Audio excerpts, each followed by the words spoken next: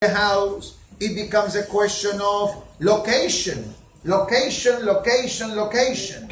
Those are the three magic words in real estate.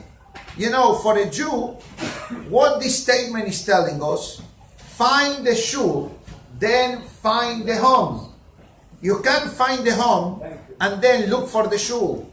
You started in the wrong way. Why? Because imagine if the house or apartment is 3 miles away from the synagogue or 2 miles away. No, I love walking. Sometimes people will say, sure, in a 72 Miami beautiful weather, to walk is nice. But go to New York, you just told me before, I have to go to deal this Sunday morning. I'll be back Monday evening. 39. Okay? He's telling me, Rabbi, 39. I already understand what is he trying to tell me. First I thought, oh, 39 is a Kabbalistic number. Hashem Echad. God is one. That's the amount of rings in the Sissi. So that's a beautiful thing. But it says, no, 39 Fahrenheit. So I need to move now to New York mindset. I need the coat, I need the scarf, I need the gloves, I need the ear muscles, they call them? Earmuffs. I have all of the above, by the way. I have all of the above at home, so I need to make sure to bring them with me. So this is now, is it going to be cold or not going to be cold? Now my doubt of weather, it's already removed. I hope that it doesn't snow like it has been snowing yesterday, I believe. Right? We started the first snow of the season. That means that we need to get ready to welcome many more people coming down here. Many times they wait till Thanksgiving. And now it's going to be advanced, which is, we love to welcome everybody. So feel free to come, obviously, and have a great time. But let's continue. Let's talk about a minute, a car. Okay? Leasing a car. Obviously, a car is necessary for today's living.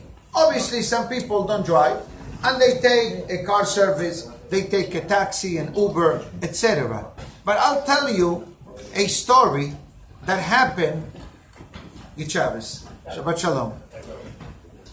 I tell you a story that happened a few years back when someone asked me my opinion in leasing a vehicle. True story, by the way. True story. Rabbi, I need your advice. I said, what advice do you need? He says, I need to lease a car, and I don't know which model to decide. People call me for a lot of things. Baruch Hashem. And this question was not based on economics, was not based on which car is a better car. This was determined a question in Hashkafa Torah ideals. If leasing a certain model and a certain color car can be a headache instead of a usage. And we all know this.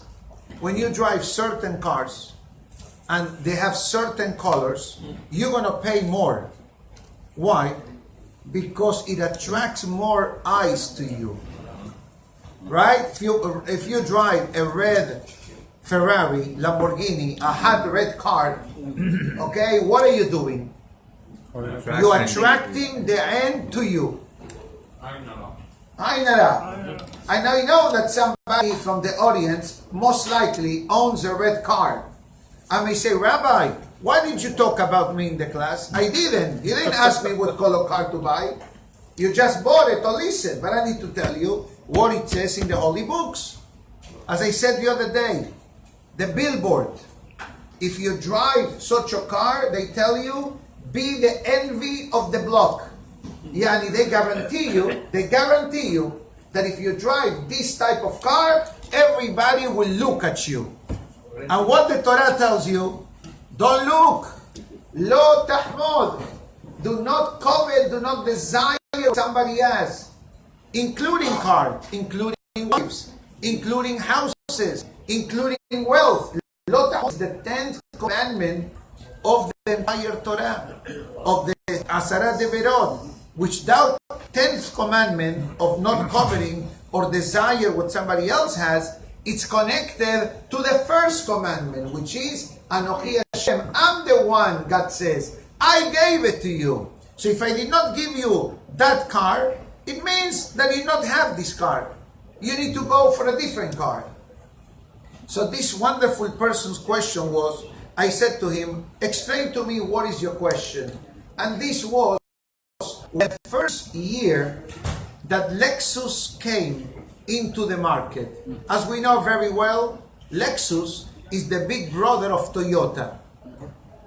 Right? Yes. Acura is the big brother of Honda.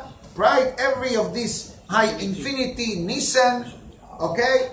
You talk to me about many topics, I can help you. I learned from the questions. I'm not in the car leasing business. He is, actually. Anyways, relax. Relax. Tesla is a different show. Okay? But there is a beautiful lesson in the Tesla vehicle. If you're not charged, it doesn't work. If you don't charge your neshama, you can't survive as a Yehudi. So that's the lesson of the vehicle. I'm not promoting any of the brands. None of them paid any advertisement fees. Now we should start charging. If you want your brand mentioned in the class, you gotta pay, right?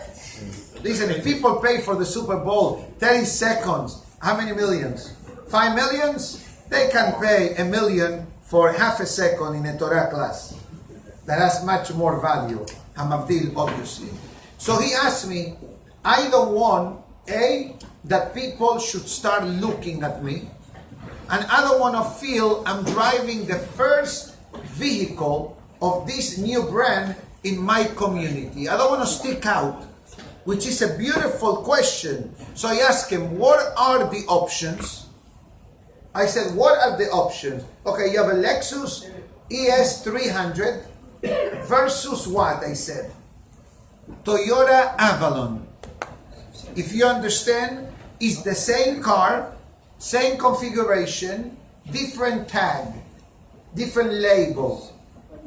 And then he explained a couple of other challenges that he was experiencing in his life. I said to him, you know what? Your question is an excellent question. And I don't have an excellent answer. Because this is something that, again, is not marriage that you need to think many times before you propose and make that move, and hopefully it's a one-way ticket. It's not a house that you spend 30 years in paying a mortgage of 15 years if you can afford the higher monthly payment, okay? So it's a car. So the conclusion was that in his position and the type of personality he is and his family, that he was able to lease the Lexus. This was the short answer. But I'm not talking about my answer. I'm showing us the question of how in something so physical, the person can come and ask a rabbi a question. Even when you buy garments, let's move now to the world of garments. What do you need to ask yourself when you buy a garment? Is it respectful? Is it suitable? Is there any writing that, God forbid, could be offensive? The other day, we had a visitor visiting from South America. And he was wearing a t-shirt when he came to pray. And everybody is looking at me, telling me, Rabbi, look at the guy's shirt. You know, sometimes we can speak in sign language. We don't have to speak. Okay? And I look at the shirt, and after prayer, I went to the fellow, welcomed him, and I said, tell me, do you read English?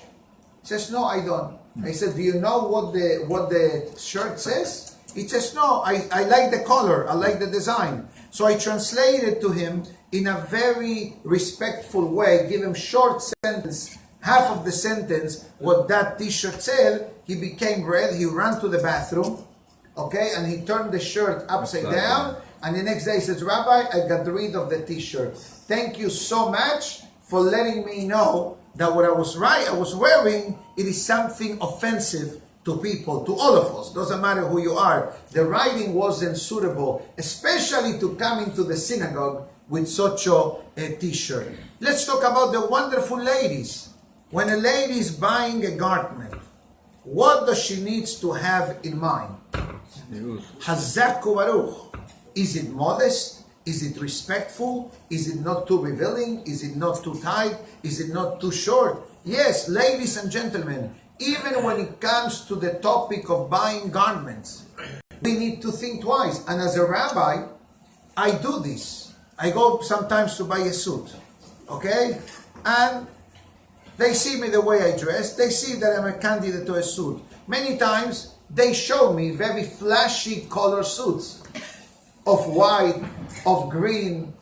That doesn't mean that you cannot wear these suits. But for me, who I am as a person and as a rabbi, you already know my color suit.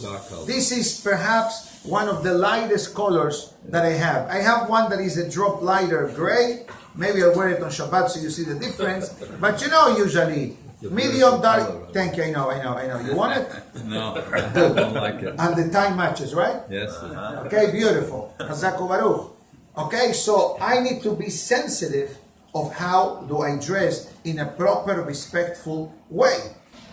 And this is, in a way, what the Maimonides says. There is no greatest happiness like we are able to remove doubts from our mind. The question is, how do you do, or what do we do, if we are facing a situation, a question, a challenge, and we don't know what to do? So the Rambam says, first, there are two ways. Number one, see into the Torah. See if the Torah perhaps gives the answer to the person. And when I say see into the Torah, think of situations that the Torah describes. If it's in the concept of marriage, in the concept of education, in the concept of homes, in the concept of asking a rabbi. That's why the Mishnah writes in Pirkei Avot, Lo habaishan lomed. A person that is bashful, a person that is embarrassed to ask, how can the person learn? Let's say you have a doubt, you don't know what to do. Who are you going to call? Don't tell me Ghostbusters. I know you want to say that. I know that's your answer. I know you. Okay? The truth is, you have to call the Chachamim. The Pelei Yoel says, Yelech el ha-sefarim ve'el ha-sofrim. Go to the books and go to the one that write the books. That means ask your LOR. LOR means local Orthodox rabbi. No LIRR. That's Long Island. LOR. It means your local Orthodox rabbi. And I clarify, no local, local. Sometimes tourists and visitors ask me questions. And I get all types of questions. From what time in Hais, what's the best restaurant, what's the best hechsher, what is the latest minyan in town, a lucky question in mikveh. But sometimes I get questions that are not proper to ask a rabbi that you met as a tourist. Why? Because the answer to the question many times needs to be custom-made to the person that is asking the question. In other words, you may come to me with a question and I may give you the black and white answer, and guess what? I give you too much of an answer that is impossible for you to do it. So that's why when you ask a question, you need to make sure that the person that you're asking, the rabbi that you're asking, hopefully he knows you. Yeah. Okay? Especially if it's a very challenging and difficult question. Obviously, they're simple questions. Rabbi, what time Shabbat is tonight? That's easy. We're not going to tell you, okay, call your rabbi in Brooklyn. No, obviously, that's nonsense. And that's why the Rambam says that many times our life does not have the happiness that it should have because we get stuck somewhere in life and we don't know what to do next. And that's why the Rambam says, and that's the reason why Yaakov Avinu said, Borei Olam, I'm not asking for the physical protection of my body. I'm asking for the spiritual protection of my brain, which is the area where the neshama dwells, according to the Gemara in Ketubot. That's the reason why in the physical world there is a discrepancy in the field of medicine between the head, meaning to say the brain, and between the heart of the person. But this is a different topic, so we save it for some other time. And that's why we reinforce what we said before. A person needs not only to feel Jewish, not only to act in a Jewish way, but perhaps a most important area in our life, the concept of thinking as a Jew as well. Baruch Ata Adonai Eloheinu Melech HaOlam, she'akol nihiya bidbaro. Amen. Zohar of today. Zohar of today is concentrated in one word. The word is Noam. Noam is a famous word in our prayers. Deracheha darche Noam. Bechol netivoteha shalom. This is pasuk said when we take out the Sefer Torah. Another pasuk, Vihinoam Hashem Elokeinu alenu. We ask Hashem to be happy with our mitzvah that we are about to do.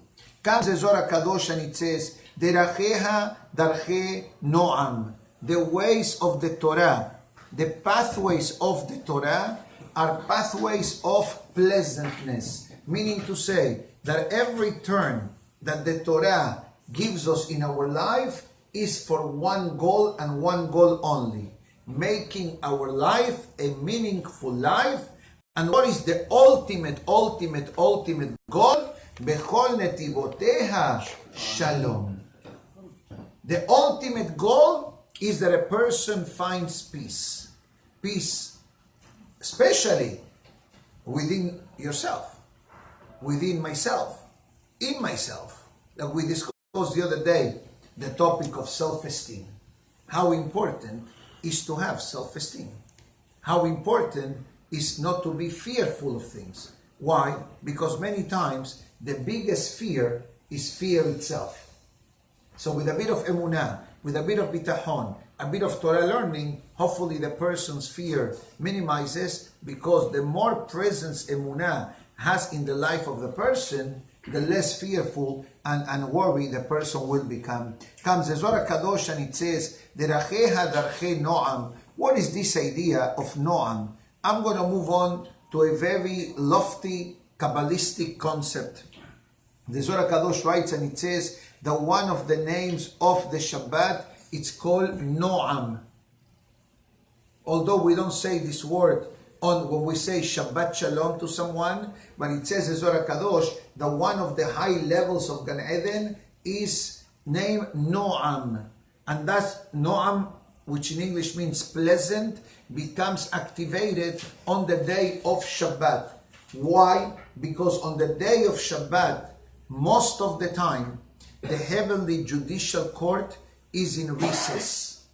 They don't activate judgment on the day of Shabbat. So the entire essence of the Olam Haba in Gan Eden, etc., is like a pleasant space, is like a pleasant smell, so to speak. And that's the reason why the Pelei Yoez says that it's not enough that when we do a mitzvah, we say Bihi Noam, that Hashem should find our deeds pleasant and accept the deeds, which this pasuk actually is attributed to Moshe Rabbeinu.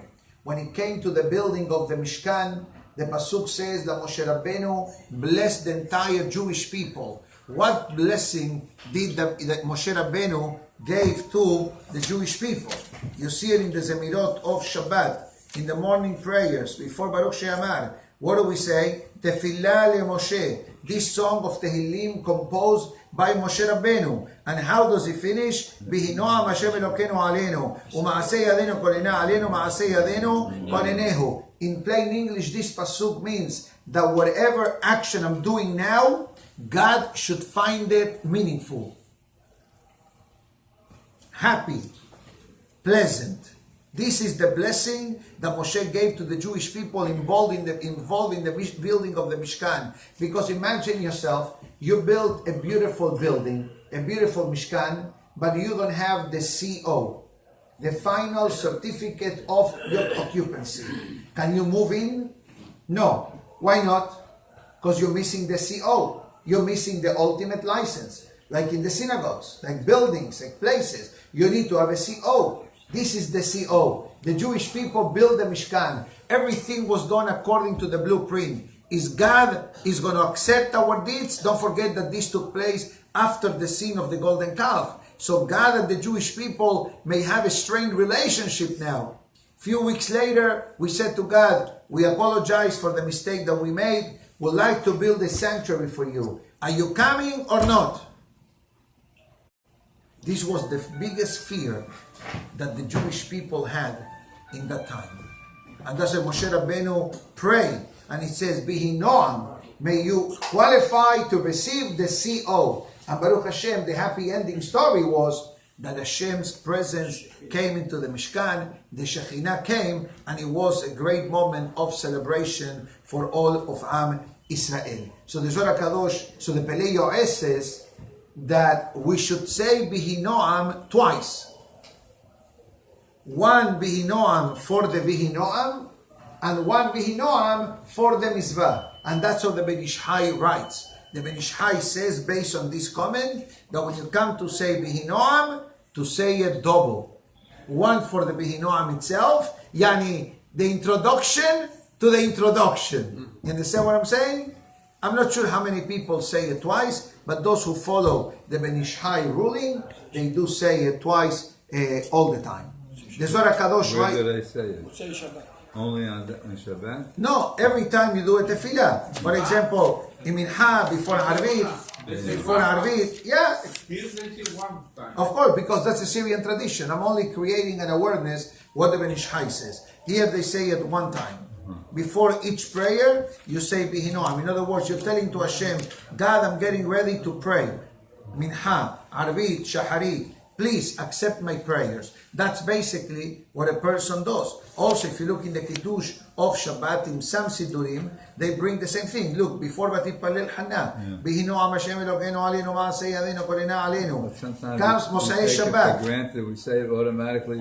Of course, now you understand. Now you understand why so many times in the day, in the prayers, this is found. Also, Mosai Shabbat. Comes Mosai Shabbat. Okay, let's look quickly. In Yosef Beseter, right? Shuva, what do we say? Bihi Noam. God, this is the first hour of the Saturday night special. The first hour of the week for work. Please, we hope that everything we do for you and everything we do this week, you should have your blessing. You understand? This is invoking Hashem's presence in our life. Comes the Zohar Kadosh and it says that there is a great ingredient which is mandatory to have on the day of Shabbat. Is the topic of Simcha, the topic of happiness.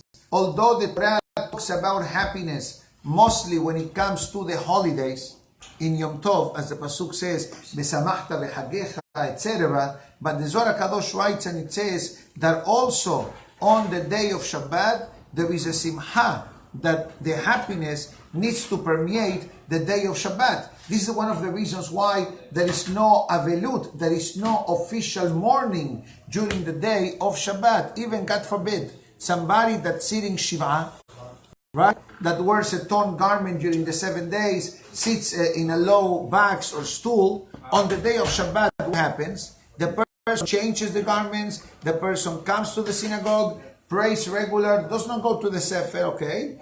And on Shabbat, it's a regular Shabbat meal with wife and children. And cannot sit on a lower chair. Because on Shabbat, you cannot do signs of Avelut in a public or a private setting even. So why does the mourning gets pushed by the Shabbat? Because when the day of Shabbat comes into the world, there is a day of pleasantness, there is a place of happiness, and a place of Shalom. That's why we say Shabbat Shalom.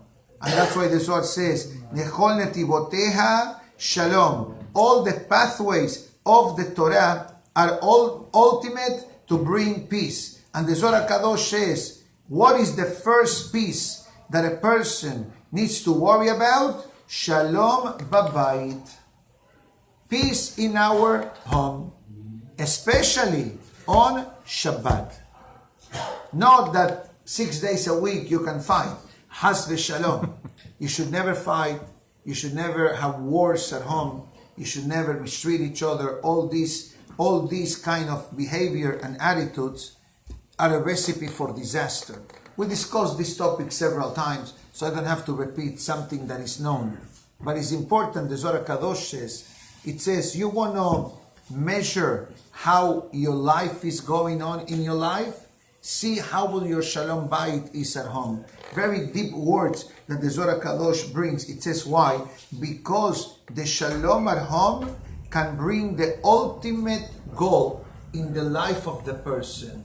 What is it? Midat HaMalchut, God's presence in your home.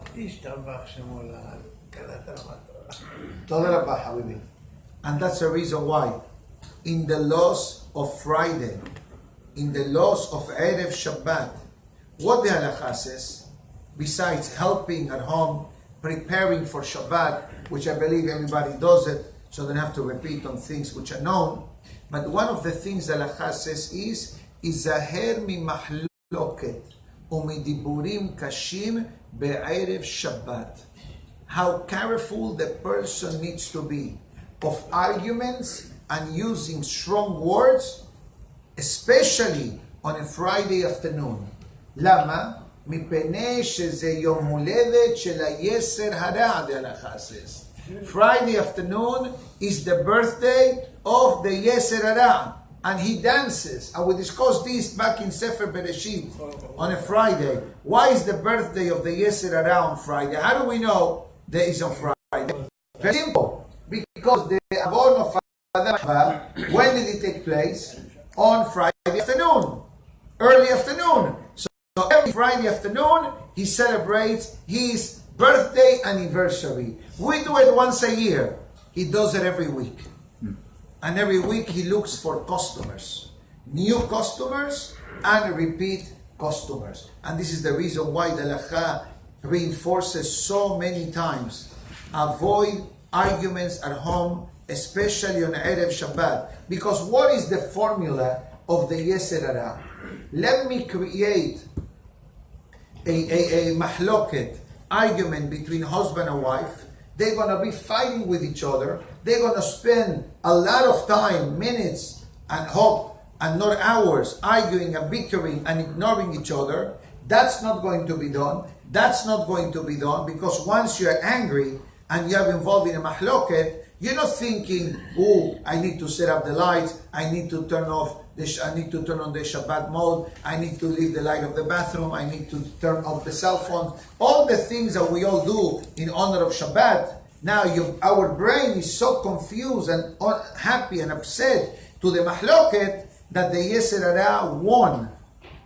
Because something will be lacking until you realize what happened. Until somebody will say to each other, you see, if you have not told me what you told me, everything will have been done in honor of Shabbat. Now, guess what? When is the spouse saying to one another this? On Friday night Shabbat table. So he went to shul unhappy. He came back to shul halfway. She said to him something. He said to her something. Now the Shabbat meal, it lost its kedusha. This is the technique of the Yeser Hara, week after week. And guess what? No one is immune. We need to activate, the halakha tells us, our extra overdraft protection of not reacting on a Friday afternoon. Your wife asks you 10 times, go to the fridge, put it in, put it back, and you say to her, Dakhilak, enough. That word, which Dakhilak means enough in Arabic, could be the trigger point for a C4 explosion of argument in your home. I use this example because unfortunately, I know people that are going through rough times in their homes. And I hope that they are listening to this class. Because, Haz v'shalom, this type of mahlokets, it ruins the holiness and the happiness of the Shabbat. It's like somebody asked me the other day, true story by the way, Rabbi, I don't feel like saying Eshet Hayil to my wife. True question, by the way. What did you say? May God help him. I said to him the same thing.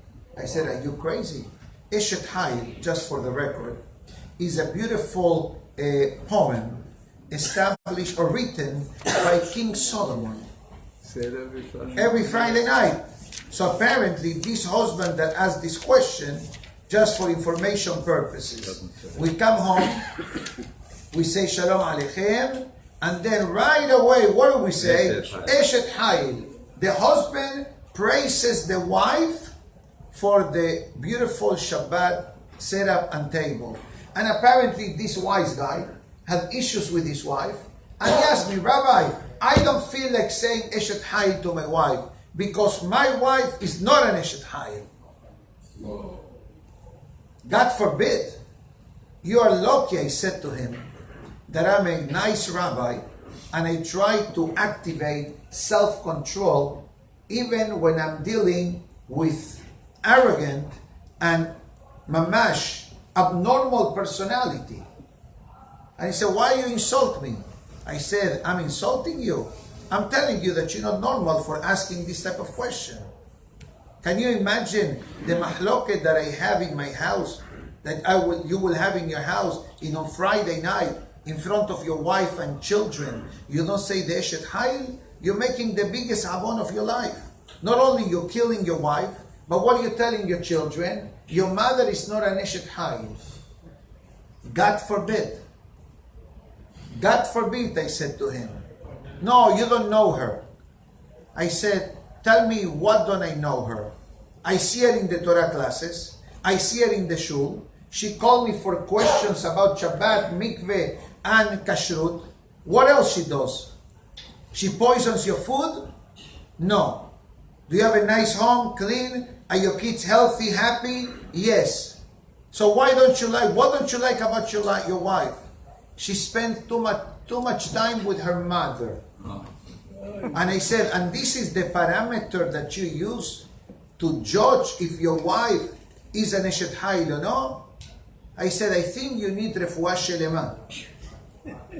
Give me your name, I told him. Give me your name and give me your mother's name. I'm going to pray for you that Hashem should remove the Yetzer Hara thoughts.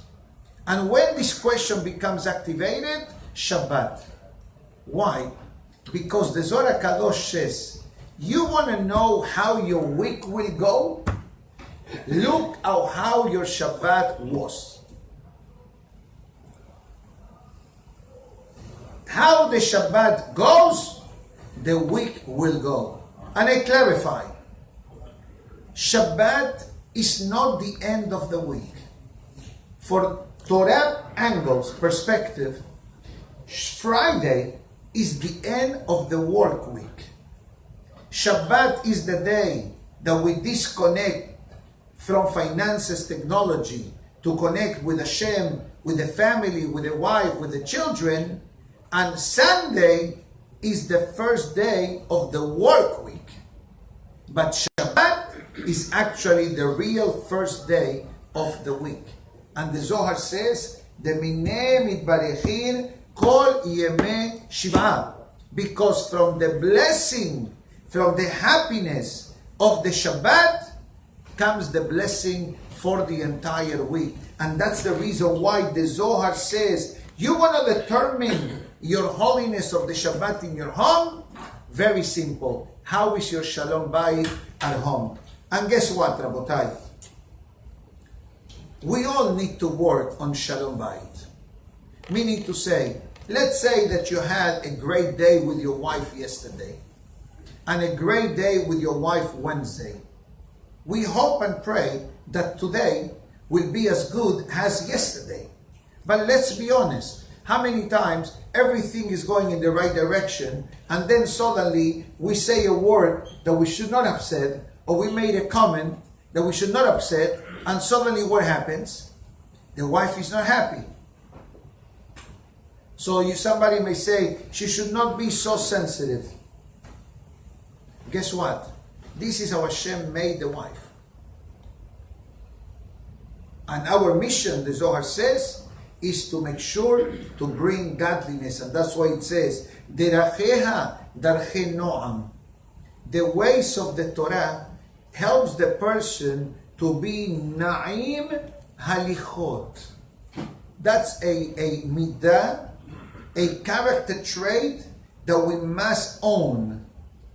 Na'im halichot means pleasant attitude and behavior. Benahat belo besar. Where this blessing comes from? From Birkat Hamazon.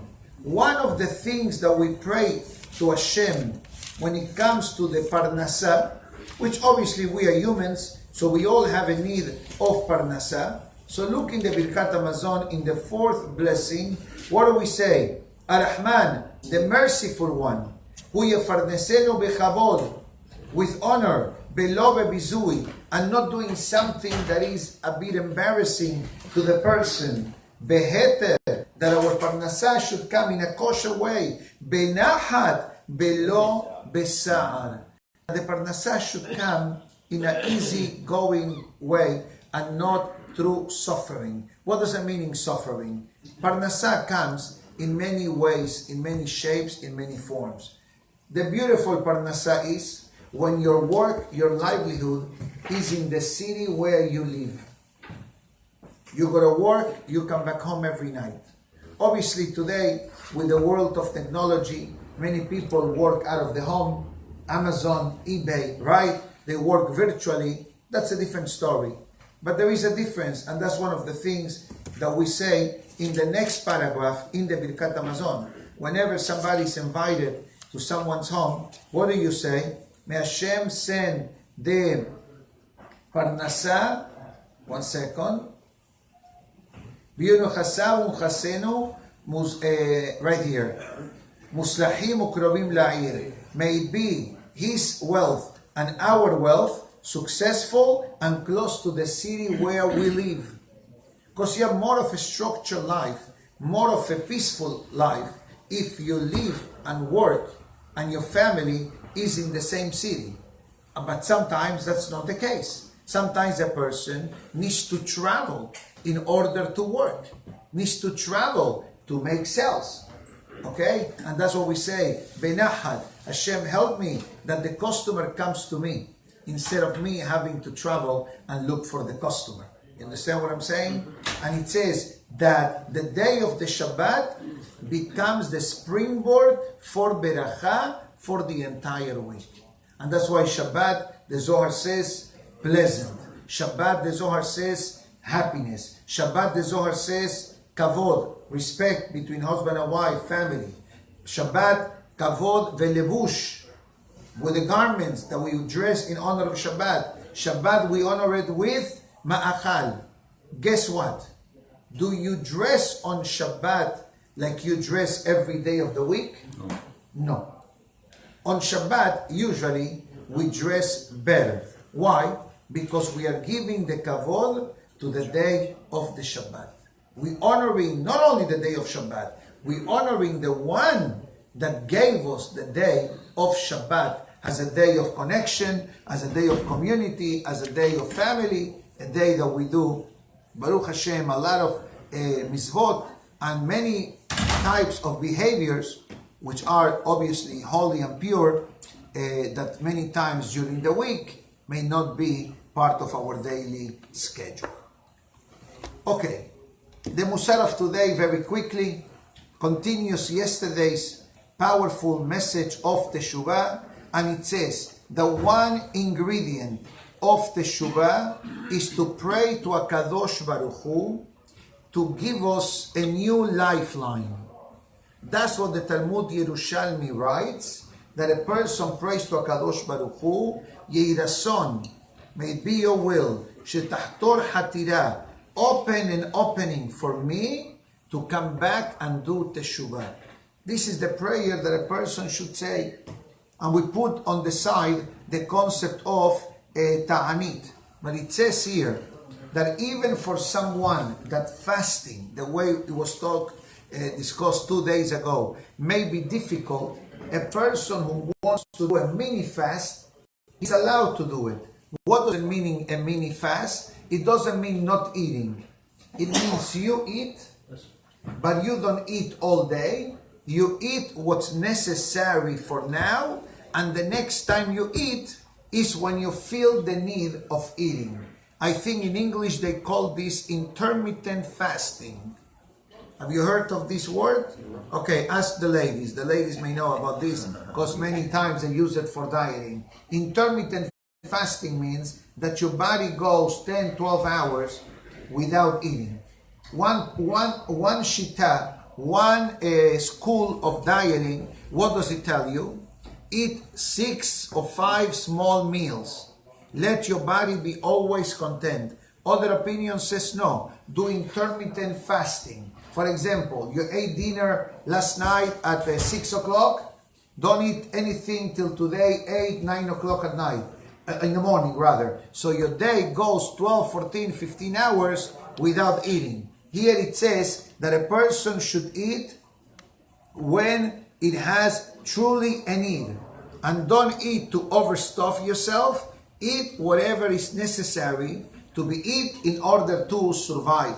And it says, additionally to that, devote extra time to Torah learning. Additional to that, make extra prayers from your heart, from your brain, from your neshama, to ask Hashem for forgiveness, and pray to HaKadosh Baruch Hu to give you the strength that in the future a person may be facing a similar spiritual challenge, that Hashem should give the person the strength to overcome these temptation or challenges. An additional message the Musa says that part of the way of Teshuvah is to come to pray to the synagogue in the morning and in the evening, which makes a lot of sense. If Teshuvah means for me to be connected with Hashem, the baby step to be connected with God, besides our personal life, besides the way we live, is also being part of the minyan,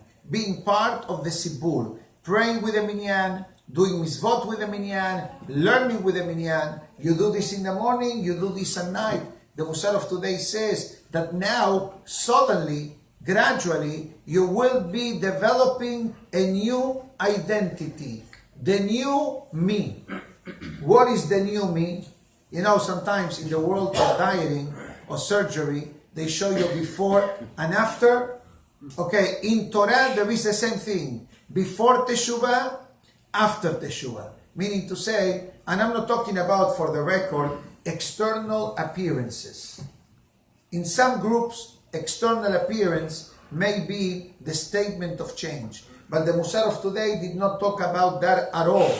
That may come, that now suddenly the person puts on a kippah, suddenly the person dresses better, more proper, and speaks in a good way.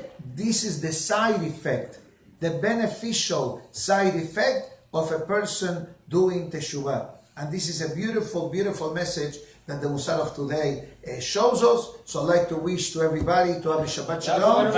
We'll resume the recording, God willing, Tuesday morning. But Rabbi Azenkot, Be'ezat Hashem, will be covering for my 2 days that I'm going to be, Be'ezat Hashem, traveling to Deal, New Jersey. Shabbat Shalom. Thank you so much. Shabbat Shalom. Have a great Shabbat. We'll see each other later. Baruch Adonai Le'olam.